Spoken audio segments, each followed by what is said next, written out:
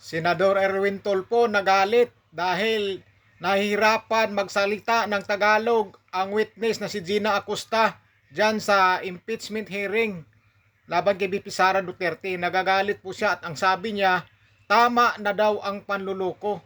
Panluloko ba yung may halong Bisaya yung salita? Panluloko na ba yun sa tingin niya, mga kababayan, di ba?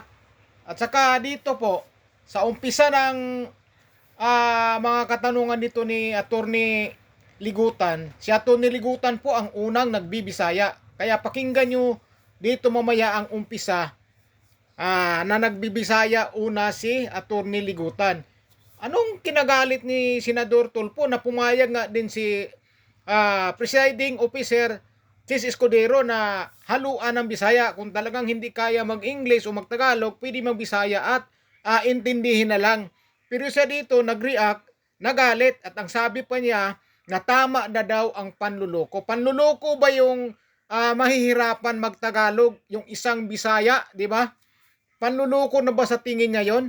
Na si Atty. Ligutan nga nagbibisaya nung una siya nagumpisa talaga ng Bisaya tapos pinayagan naman ni Escudero at nagpaalam po si Gina Acosta na pwede haluan ng Bisaya dahil nahihirapan siya. Ganun po talaga yung mga Bisaya sa probinsya na matagal sa probinsya na bihira, hindi naman nakatira sa Maynila.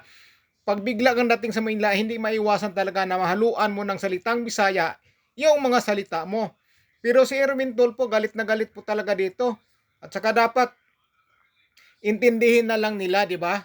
Hindi yung magagalit ka dahil nahirapan magsalita ng Tagalog ang isang Bisaya. Tapos, porkit nahirapan magtagalog, sabihin niya na tama na ang panluloko. Panluloko na ba yung nahirapan magsalita ng Tagalog dahil hindi sanay magsalita ng Tagalog? Di ba? Panluloko na ba yun sa tingin niya? Kaya dito, pakinggan nyo yung mga sinasabi ni Senador Erwin Tulfo at pakinggan din natin mamaya kung paano nag-umpisa ang katanungan kay Gina Acosta kay Attorney Ligutan. Pakinggan nyo muna si Senador Erwin Tulfo kung bakit siya o ano ang sinasabi niya dito. What is the pleasure of Senator Judge Erwin Tulfo? Mr. President, I have here the transcript of the hearing in Congress. Hindi ko po maintindihan bakit parang dito hirap na hirap po siya mag-Tagalog when in fact sa Congress po noong November, Tagalog naman po sagot niya. Ang tanong po sa kanya ni Congressman Luistro, payment of incentive, 11 po. Would you know whether this amounts would total 120 exactly? Yes, ma'am. Gitotal ko po yan, ma'am. 120 million po. It's all puro Tagalog, Mr. President. Well, what is this? I mean, mabuti po sana pati yung discretionary, and she's a government official, she doesn't know what discretionary means is. I mean, what it means? Dito po, puro sumasagot naman po siya. English, Tagalog. Yes po. Are you aware? Opo. O may authority, special dispersing officer. Kasi po, wala akong alam kung paano po i-implement ang mga confidential. Mr. President, tama na po itong panluloko sa atin. Please, Mr. President, compel this witness to talk in Tagalog. Kahit kung yung mga Bisaya po nakaintindi ng Tagalog, nakakasalita ng Tagalog, ano tayo sa ibang bansa? Ano tayo, mga Hapon, mga Chinese? I know, Miss Witness, you can understand Tagalog, you can speak Tagalog dahil nandito po ito. Ilang pahina po ito. Tagalog po yung sagot po ninyo. English po, sumasagot kayo. Tinatanong kayo ng English, sumasagot po kayo. Bakit ngayon parang hirap na hirap?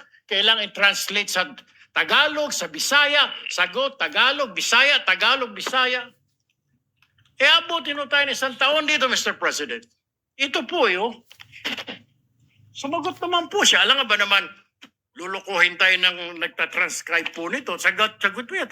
Kasi po, nagbabase lang po ako sa ibinigay ni Sir La Chica ng mga ibinalik niya sa akin. Miss Acosta, kindly answer the question. Piatos po ang sinabi ko, ma'am, na apelyido. That's all, Mr. President. Thank you, Senator Judge Erwin Tulfo. Dito, pakinggan nyo muna yung umpisa kung bakit umabot sa ganyan na magsasalita o may halong salita na Bisaya yung witness o nahirapan magtagalog. Umpisahan nyo po ditong pakinggan sa mismong umpisa nito sa magtatanong si Atty. Ligutan. Pakinggan yung maigi kung sino ang unang nagbibisaya doon sa witness. Madam Witness, maayong buntag. Mayong buntag sa Ma'am, Excuse me. Your Honor, pwede excuse bang me. magpaduol gamay sa Can atong I mikropono? Can you draw closer to the microphone? Okay. Salamat po. How are you, Madam Witness? Okay, Jutay. Okay, og jutay. Ibig sabihin, I'm a bit fine. Madam Witness, natay tubig. We have water. Excuse me, sir. Opo. Sir, pwede didilibog na Okay. tubig? Your Honor, ingon ng witness, sabi po ng witness, po pwede bang hindi po malamig yung tubig? The OSAA is directed to kindly give her. Ma'am Gina, you prefer warm water? Hindi naman daw po malamig yan, pero baka dahil sa aircon na lang lumamig. Ano lang po, sir, yung kung merong maligamgam. Maligam-gam na lang po. Mas Pakibigyan na lang better po ng po. maligam-gam. Salamat po. Mm-mm. You're welcome, ma'am. Mm-mm. You may proceed, Attorney Ligutan. Salamat, ma'am. May buntag na. Why are you here today if you know? Na ako diri tungod sa akong sabuena. Okay. Nagipatawag ko diri sa Senado. Pizza, August. With your permission, Attorney Ligutan, kung papahintulutan niyo po, Ms. Gina, pwede po gamitin po ninyo para mas maunawaan ng mas nakararami, Ingles o Pilipino sa pagsagot? Your Honor, pwede po haluan ng Bisaya, Your Honor. Sige po, basta ma-translate ni Attorney Ligutan without any objection from the respondent yung ibang mga kataga o salita Your Honor. na gagamitin ninyo. Your Yes. Honor, may we request an interpreter from this honorable court if this honorable court would allow, so that the defense would be able to easily understand the statements of the We have a senator judge who can interpret, but I doubt if I can do that or will do that. Okay. Ma'am, Your Honor, I have a proposition. Ma'am Acosta, alala ko when you testified before the Committee on Good Government sa House of Representatives, ma'am, we spoke in Tagalog, then siningitan natin ng our great Bisaya language, no? Ma'am, pero po, para po mas mabilis, kung po pwede po, no? Let's try as much as we could po to speak Tagalog. Kung po pwede lang, ha? And then, if you really have to speak Bisaya, then of course, hindi po pinagbabawal yan. We should be proud of it. Pero kung po pwede po, Tagalog po tayo. I-try po na ako, sir. I will try my best po. Let's try our best po, madam. Sige ma'am, while we're looking for a court-appointed or selected translator to get an official translation, hanggang kaya ma'am, pero kung hindi po, hindi po kayang gamitin ng Ingles o wikang Pilipino, gamitin niyo po ang Bisaya o Cebuano, subukan po namin unawain at interpret. Alright. You may proceed, Attorney Ligutan.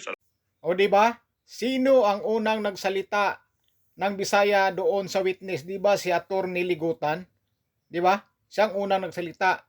Bisaya rin yung witness na si Gina Acosta. So siyempre, sinagot din niya ng Bisaya. Pero ayun na nga, sinabi ni Senador Escudero, pwede bang i-translate o pwede bang gamitin ang English o Tagalog? Pero nakiusap nga ang witness na pwede haluan niya ng salitang Bisaya dahil nahirapan siya. At okay naman sa kanila lahat. At okay din naman si Atty. Ligutan at saka si Escudero. Okay na po sila. Dahil itatranslate na lang kapag hindi maintindihan o kung talagang hindi kaya na puro English o puro Tagalog, dapat haluan talaga ng Bisaya kung hindi talaga kaya. Sa baga, itatranslate na lang sa Tagalog o English yung mababanggit na Bisaya ni Gina Acosta. Pero dito, nag-react po si Senador Erwin Tulfo. Nung tuloy-tuloy na yung katanungan, nag-react na si Erwin Tulfo at sinabi na nga niya na bakit daw nahihirapan sumagot o magsalita ng Tagalog yung witness na di umano doon sa kamara ba yun, Tagalog man daw yung mga sagot. Simple, napakaikling sagot lang yun eh. Dito kasi napakahaba bago ang tanong, di ba? Napakahaba muna yung sasabihin na Attorney Ligutan bago susundan ng tanong. Litong-lito po yung witness eh. Halatang nalilito eh. Kaya nahihirapan talaga siyang diretso Tagalog ang salita o English. Talagang nahaluan niya ng Bisaya. Dahil hirap nga siya magtagalog ng diretso. Ganun po talaga kahit sinong tanungin mo kapag tumanda ka na dun sa lugar ng probinsya na puro Bisaya ang salita at bigla kang pumunta ng Maynila, sinasabi ko na nga kanina na hindi po talaga kaya magdire-diretso magsalita ng Tagalog. Talagang mahahaluan niya ng salitang Bisaya dahil hindi nga sanay magsalita ng Tagalog. Dahil sa probinsya, Bisaya talaga ang salita. Wala namang Tagalog doon. Kaya dito, hindi talaga maiiwasan na mahaluan ng Bisaya. Ganun po talaga.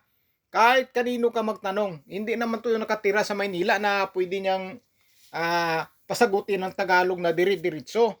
Lumaki at tumanda po yan sa Bisaya o Bisayang salita. Kaya talagang hindi makakadiritso ng Tagalog. At ano ba naman ang ano doon? Okay na sana sa lahat eh. Okay na eh. Pumayag na nga si Escudero. Nang sabi pa nga ni presiding officer na kung talagang hindi kaya ng English o Tagalog, salitang Bisaya. So baka i-translate na lang kung ano ang ibig sabihin sa Tagalog o sa English. Pumayag na eh. Di ba? Pati si Atty. Ligutan, pumayag na. Pumayag ng lahat. Okay na ang lahat. Dahil alam naman nila na talagang nahihirapan magsalita ng Tagalog ng dire-diretso. Na alam natin ang mga Bisaya talaga nakakaintindi ng Tagalog. Kaso lang yung pagsasalita talagang hindi maiwasan may halong Bisaya na hindi ka naman kasi nakatira dito sa Maynila ng matagal. Pumunta lang yan dito dahil sinupina at sabaga andyan sa hearing. Di ba? Hindi naman na talagang ano dito na ano eh. Tsaka ano yan. Matanda na yan pumunta sa Maynila. Talagang hindi talaga maiwasan. Basta pure Bisaya, hindi maiwasan na hindi makapagsalita ng Bisaya. Lalong-lalo dyan eh, talagang, siyempre, may kaba, may takot. Siyempre, ano yan eh, kurti na yan eh, kurti. Kaya dapat, intindihin at saka, ita-translate na lang. Hindi yung magsalita na panluloko na agad. Hindi yan panluloko kung nahirapan magsalita ang witness ng Tagalog o bihira lang siya magdidiretso ng Tagalog. Hindi matatawag na panluloko agad yan. Sabi kasi ni Senador Erwin Tulfo na tama na ang panluloko. Sa tingin ko walang panlulokong ginawa ang witness. Wala talaga ni kunti. Kaya nga nahirapan ng maghanap ng butas si Attorney Ligutan eh. Dahil ang mga sinasabi ng witness ay totoo. Kaya hirap na hirap sila kung paano nila hanapan ng butas para lang madiin si BP Sara Duterte. Nahirapan talaga sila dahil totoo lahat ang sinasabi ni Gina Acosta. Walang kasinungalingan. Mahirapan talaga yung mga nag-aakusa kapag yung tinatanong nila ay totoo na totoong nagsasabi ng katotohanan. Kaya nahirapan sila maghanap ng butas, di ba? Pero yung salitang Bisaya na halo o nahihirapan magsalita ng Tagalog, hindi ibig sabihin yun na panluloko na yun. Grabe naman si Senador Erwin Tulfo. Kaya kayo na po humusga dito sa mga reaksyon ni Senador Erwin Tulfo. Kayo na po bahala humusga dito. Para sa akin hindi po yun dapat ganon.